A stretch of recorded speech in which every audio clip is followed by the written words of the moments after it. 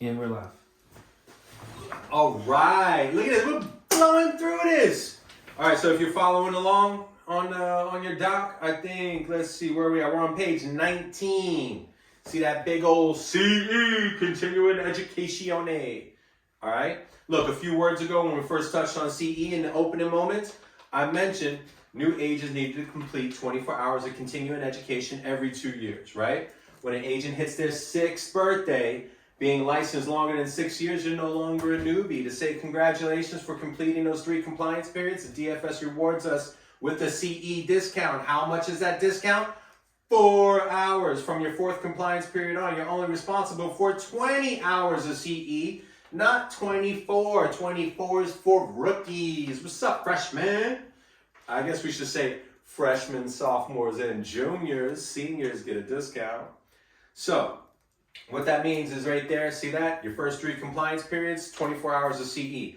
4th compliance period is only 20 hours of CE. How long is a compliance period, Jay? 2 years. When does your compliance period end? Last day of your birth month. Seriously, I mentioned this twice. Do you think I'm going to test those topics? Why am I drumming this home? Because I'm your CE guy and I don't want to hear you guys call me freaking out on your birthday. Don't call me on your birthday. But you can hit me up on Instagram on Flipside or the Orlando Locals, because we are the Central Florida Insurance School. Just because we service all of Florida doesn't mean I'm not an Orlando local. What's up, fam? All right. So anyway, people, CE is typically not due on your birthday, but you do realize that if your birthday is the last day of the month, it is. So, are we done yet? Are we done yet? Are we done yet? Y'all, you guys need to relax because we got like well over 25,000 words to go. And luckily, I've already jammed a bunch of answers into this first section. By the way, in case you're wondering, the DFS does not measure the time you take on the correspondence course. Okay? Classes like this one are rated by their word count. Enough of that. Right now, I want you to know more. I want to know more about you, though. Okay? I want to know more about you. You know, we don't have many words to allocate towards this, so this section, I'm going to handle this like speed dating. Do you like local news and events? No way, me too. On social media, I follow several different local news pages. Okay, it's true, I follow a couple of questionable pages over. Oh, time to update's over. Seriously though, we can learn a lot from the local Florida news. I like knowing what's going on. The pain, what kind of pain are the locals experiencing? Current events, easy to discuss, and they're way more fun than the static like courses. The only thing that we do with that big old textbook is hit things with it, like, tell me who your supplier is. Sorry, I watch The Sons of Anarchy. I'm just thinking about hitting somebody with a textbook. All right. Anyway, you know, it is 2022, and it's a little weird for me to be watching this series that I just now got into, and everybody's got flip phones. Like, tell me it's dated, right? Anyway, the other day I was watching a movie and David goes, what's that guy putting money into? That's a payphone, David. Most millennials don't know that there's payphone stuff.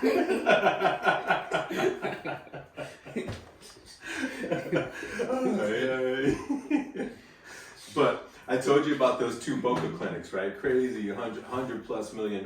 But have you heard? Sorry. Oh, all right. Let's see. All right.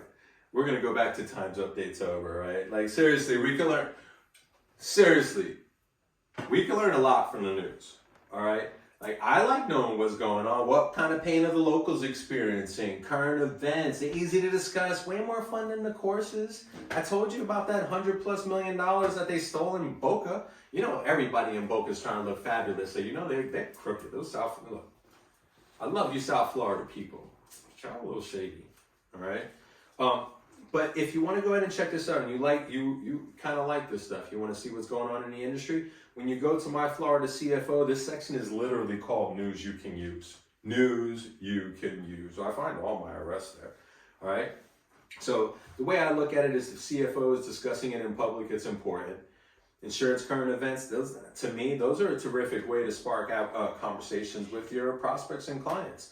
But I just want to point out, even if you're conveying, you know, current events and things like that, all communications from a licensee is technically marketing and advertising if you're looking to get a response from it, right? But all these initial interactions, in essence, are designed to hook your person into hearing your value proposition. So if your goal is to spark an insurance conversation, it's considered marketing and advertising, people. Social media post count, social media stories count, Twitter, messaging apps, all those things count. Is the DFS out there looking at it all? No, but if you get a complaint, it will come back and bite you, right? So all insurance communications are regular, even smoke signals. These days, smoke signals are just typically indication of the next riot location. But anyway, back to these hooks. When we want to buy something on our smartphone, we do the research, right? What do we say? Okay, Google, insert insurance question here. I use these blogs and content to attract prospects like you all the time. Courses built around current events. Salty Crime Family came from the CFO News you can use. Best, most reliable resource in the industry. I'm telling you, I don't care what the agency or what these insurers say. CFO website's the best resource, period. So imagine you, right? You're in the market to buy a new life insurance policy. You come across my LinkedIn blog, 10 things you should know before buying life insurance policy. At the end of my blog, you follow it to my website and we connect. Identifying your future needs impacts your entire family. So we schedule a follow-up for the next day when your significant other's going around, right? What's going through your mind the night before? Yo, tomorrow you gotta make a big decision.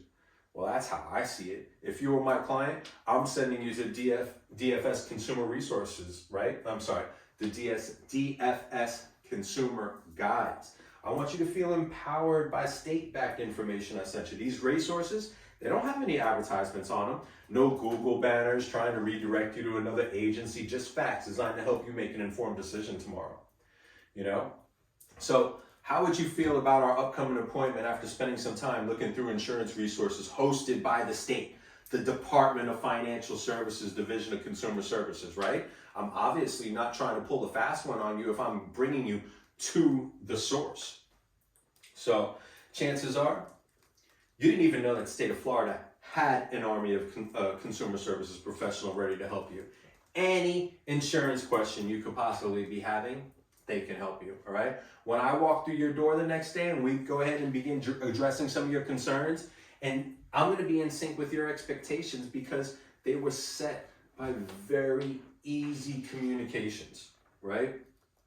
Would you feel better if that's the way the process went down, right? And you know, mind you, I just kind of jumped in there, but we transitioned into marketing and advertising, so keep up. Are you guys pre-framing your conversations? Because the reason we have buyer's guides and things like that is to set the expectations. Have you been to the Department of Financial Services site? How many times have I asked you that? If you haven't, go today. Go to the Division of Consumer Services. Act like you're a customer. Act like you're the one that has to make a buying decision. And start going through those resources, because what I was just explaining to you is real, guys. We set the appointment today, we get off the phone, and boom, here's a PDF from the state, letting you know what terminology you should understand, what type of policy owner rights you have. All those things can be found right at the DFS, and I'm telling you, I love them. There's nowhere for anybody to go. You send that to that person, there's no phone numbers on there. If they want to call somebody, they're going to call the Department of Financial Services, and they don't sell, insurance policies. So, look, credibility-wise, I feel like my CFO resources are on the top of the totem pole, all right? I can't teach you how to sell in this class, but if you pay attention, I'm going to give you a glimpse of how to use those resources effectively. Now, I teach most of our courses using the CFO website because pretty much it's just, it's an informal version of all of our formal training, because we can't use stuffy words to talk to a consumer. They only use stuffy words to talk to us. Consumer guides, they answer all of those frequently asked questions, at least the basic stuff. They identify minimum standards and what a successful outcome should look like after the presentation. If you'd like to improve your online presence, and I just want to make a little pause right here.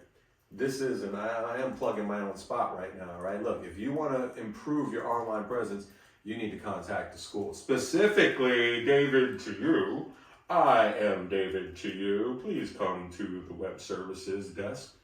All right. So write this down, though. If you want to go ahead and get in touch, you want to go ahead and get a web page, you want to ask a couple of questions, and make sure that your marketing is compliant, or maybe put a compliant marketing campaign together, just ifastsocial@gmail.com. ifastsocial@gmail.com.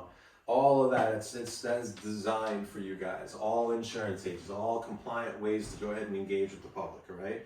Now, in the next episode, we're going to go back to that Jimmy Petronas guy, right? But before we jump out of this, episode 1, I make sure that I didn't choose any of the topics in this course. All the topics we're about to talk about were all identified by the Department of Financial Services, okay? So at no time, if you start getting bored, are you going to point your finger at me, because I'd rather talk about something else, okay?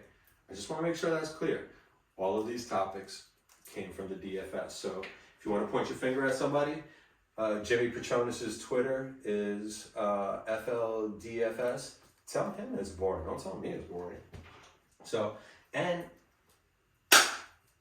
like LeBron, that concludes episode 1. And cut. It's a wrap. Oh, was that 11? 11? Nice.